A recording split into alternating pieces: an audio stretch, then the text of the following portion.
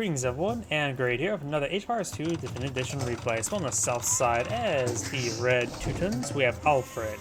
On the north side as the blue Chinese, we have Patapon. Let's go and cover each player's civilization bonuses, which I immediately hear stuff fighting is red laming blue's boar. Ooh, blue does spot this. He's going to try to... There you go. He does interrupt the boar for a brief moment, stopping him for a brief moment, and now Blue Scout's trying to pursue Red Scout. Does steal a sheep there away from Blue. And he does send this boar back on home. And does steal back those sheep as well. Alright, let's go into the civilization bonuses now. Teutons, infantry civilization. Monks get twice the healing rain. Powers control twice the units, doesn't get any extra arrows, murder holes, and herbal medicine is free. Arms cost 40% less. Townships get plus 10 to garrison. Stable barracks and stable units get plus 1 armor castle age, and additional plus 1 armor in Imperial age. It's hack armor, not pierce armor. Unique units, Tectonic Knight, a heavy knight that moves relatively slowly. Unique text, ironclad, siege weapons get extra melee armor. Grenadiations, plus 3 range on castles. And garrison infantry can't fire arrows. Cruises, conversion bonuses as the team bonus, which is very useful for our knights. This boar has been brought back to Blue to eat. You can see both boars there. Chinese, archer civilization. Start with plus 3 villages, less wood, and no food. Starts with technologies cost less per age, 0, 5, 10, 15%. Councilors support 10 population, arrows get additional line of sight, demolition ships get additional hit point. Unique units, Chuko Nu, which is a burst firing archer, in which it does reasonably well versus battering rams. Unique text, great walls and towers get additional health point. Rocketry, Chuko Nus get plus 2 attack, and scorpions get plus 4 attack. Team bonus, plus the farms have plus 10% food capacity. Now let's go ahead and fast forward. In which we don't see any more laming. I usually fast forward a little bit earlier, but that laming tends to draw my attention.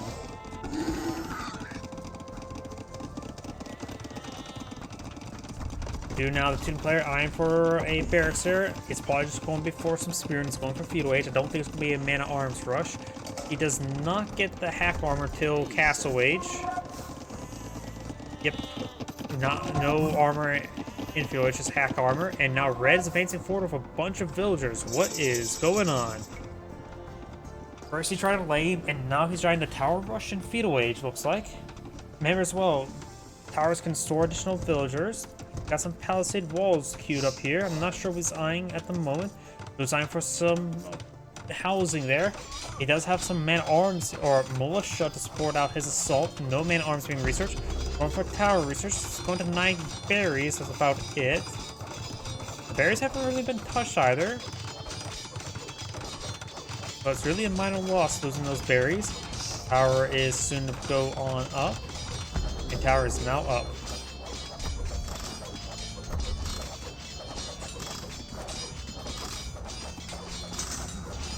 And now there's a man-at-arms research.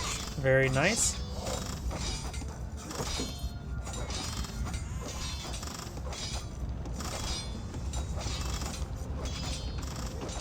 And what is Blue eyeing for defense? He's eyeing for more villagers. We've got some more housing there. No additional defensive tower. He is Chinese. And he of course gets a cheaper research bonus. We do of course have more villagers for the Chinese player. The plus 2. The 3 additional villagers generally result in 2 additional villagers.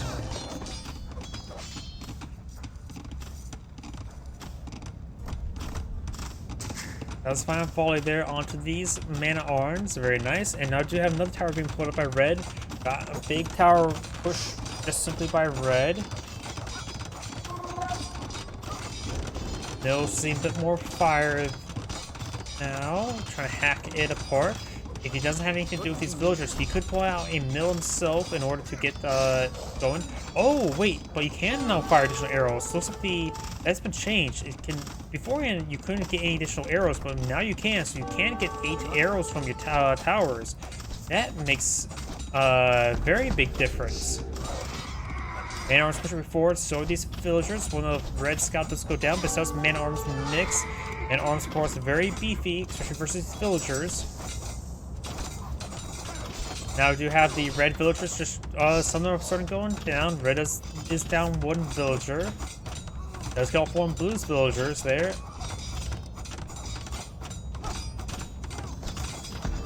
Does take another one of blue's villagers. Very nice. Blue does his tower up and going. Does take out some of these man-at-arms. Red's villagers are now receiving quite a bit of fire there. Does have a blue archer here. Does not finish off that wounded villager I remember seeing. Does take out one of the wounded villager now, and these villagers may decide to back on off. He's on to get out a additional town or tower there. Got these towers all across inside Blue's base. It's getting very messy for Blue. We got only 4 villagers remain. And Blue's immediately trying to shank down this tower. It's gonna get some good damage onto it. Without murder holes available immediately, it will have a bit of trouble with defending itself. Does pull out the villager, or does get forced out there, and maybe we're gonna just fall back to these villagers. Still only have a. Actually, the Chinese player is now behind the villagers in his opponent.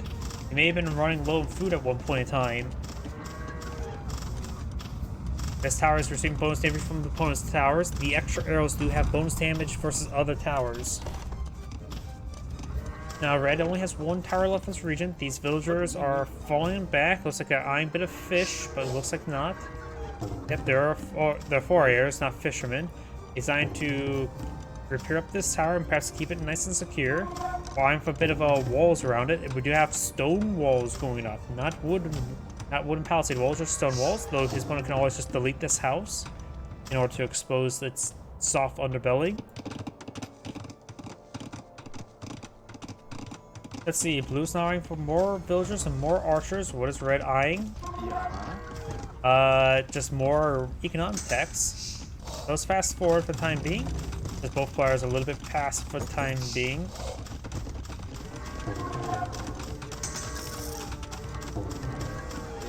Now this villager may want to fall back. Nothing much more he can do. Do have these archers pushing forward. But he could put all of his houses in the front line and slow down his opponent. Archers now make their advance. The archer does have fletching, and these villagers do have 2 pierce arms, so each arrow does 3 damage. He does have a decent defense force of archers as well as some skirmishers.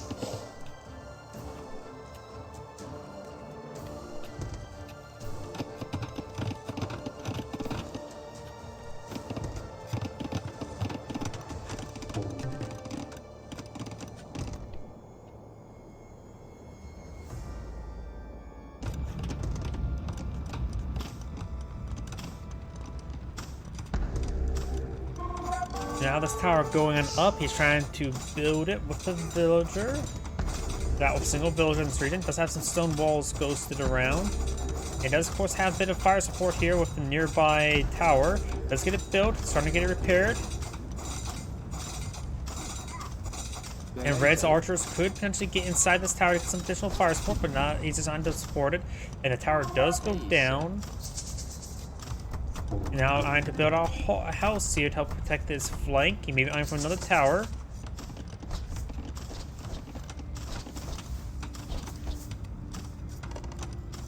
And this housing is important. Right now he's a little bit low in population cap. He's also not building any villagers at the moment. He may be eyeing for going to the next age. These archers and villagers falling back. He does not finish his house in time. It's time to build this house now. Or maybe not. Does manage to sneak on in there with archer, and now it's stuck in there.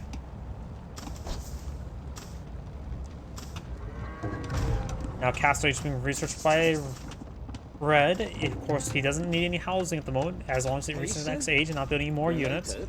Blue right now is getting Castle Age as well. He's spawning line for crossbows and Bodkin arrow.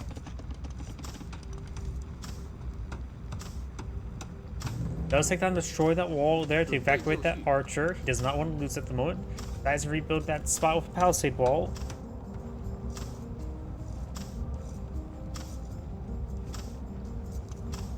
I'm not sure what's... Oh, he's going to take that whack it with a hammer to complete the house. Just needed one more nail screwed in, and he got himself a house. And live in a house that was just missing a single nail. Now blue decided to counterattack there with a large number of archers. What does red see? He should not be able to see out that far. No, he doesn't. The watchtower does provide some good vision range, that's for sure.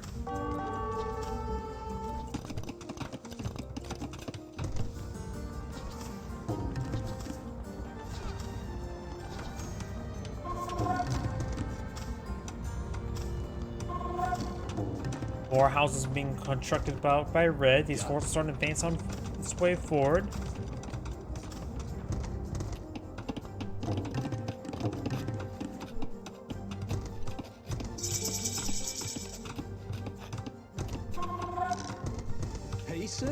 Red has now reached Castle Age. Blue should be gaining Castle Age very soon.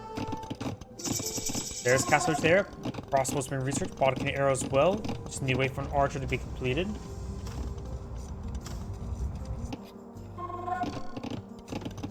Now blue's eyeing for a counterattack. Red, he may want to go for a lead skirmisher. Does get his own crossbows up and going.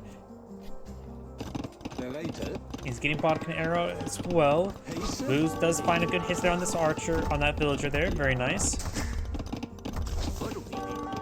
Crossbow is now complete, so now has Bodkin arrow and crossbow now deployed on the field. Red has a lot of random stuff still here. Does have the high ground there. Will be able to fight quite well. Red does have some good amount of units here. Skirmisher not absorbing enough shots. But they're actually they fall down just as quick. Especially thanks to the high ground there. Good focus of their fire there by blue. They got a significant portion of red's army. Now it's down to single crossbow. And rolls a miss there. Gets one more kill before going on down. Very nice. Blue now has a monastery, or that's not a monastery, there's a house there. I don't know why, it just seems like this should be a castle. Blue's now eyeing to attack along the flanks from some additional crossbows from both flanks. Very nice. Maybe I find this stone line there. I heard a mangonel created by blue. There it is. Eyeing to barrage down this tower there. It's going to receive a bit of fire.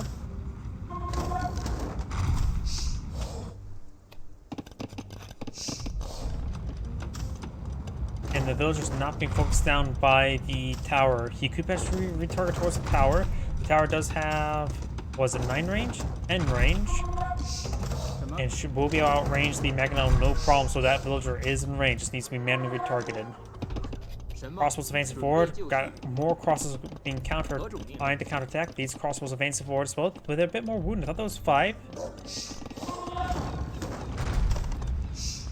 And the villager does escape out of that tower there. And does take out some of these walls there. Or that was actually his own house, I believe. Now red's eyeing for a forward siege workshop as well. Got these crossbows advancing along the flank, trying to hit some of these villagers from the high ground. Blue does spot it, starting getting some arrows up there, but rolling some misses there. Does have a superior number of forces there, but does have the low ground. Starting to advance up the slope there, getting some good focus fire.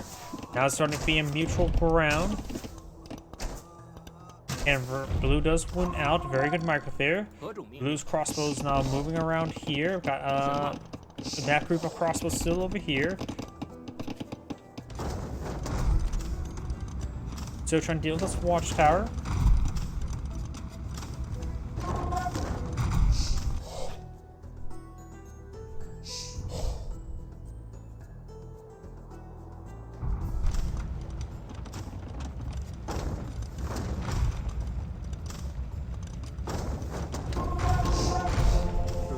Great hit there on 2 blues crossbows. Completely whiffs that with that shot. Does get a small hit there. I think it's mainly firing right there, and does go down to this mangonel, but does splash down one of its own crossbows. There's a lot of infrastructure here. Blue just may want to get out a battering ram to quickly destroy all these structures. Blue's mangonel does go down to the freshly spawned mangonel. Does find a good hit there on one of the crossbows. There's 1 initial damage right now. Mangonels do have 6 pierce on the one. Crossbows have 7 damage, so they do 1 damage each. Villager's going to take time to shank it. Annihilates his own villager. Takes out the Mangonel as well. Red's doing great with his Mangonels. And great hit there as well. While just drawing his opponent's attention away long enough for him to get a good shot on. His crossbows are over here. It's doing nothing. You're being collected up there as well. And Red's Mangonel does go down. The tower has gone down as well, so trying to deal with all of these housing. Now Red's advancing forward with a handful of crossbows as well as a Mangonel.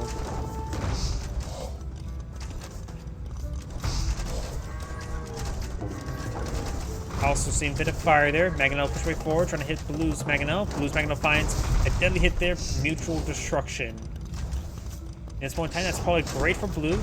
Massive hit there onto these crossbows. Got another Mangonel pulled up by Red. Finds a great hit there, taking out Blue's Mangonel.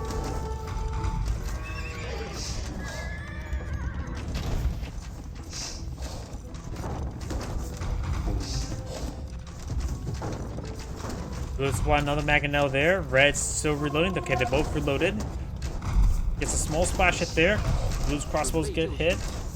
Second Red Mangonel pulled out of field. Villager trying to shank it. Blue's takes out his own villager and loses the Mangonel as well. Overall, Red right now is in a great position there. Across a battery wouldn't be half bad. It would be perhaps durable enough to engage the Mangonel in glorious close-range combat and melee combat. You have Blue's crossbowmen sneak on forward, able to find a lot of these villagers, but he's currently not firing. Maybe a bit of oversight there. Yep, he is just in general move order there and does not get any shots off. He could have got a good number of them. He does not have ballistics though, so a lot of those shots would miss, but he potentially could have got at least 1 or 2 villagers. And Red is pretty far behind versus Blue's villager count. He may have 1 less town center. Blue currently has 3 village queues. Red only has 2. Right there onto Blue's Mangonel against severe damage with it. Both these Mangonels are severely damaged, trying to finish off this with his crossbows. Nice charging forward. Does take out 1 of Red's Mangonels there, trying to hit these ones. And Red backs out of the game. I guess these crossbows are a little bit too much this counterattack, unable to protect himself. All his forward productions over here.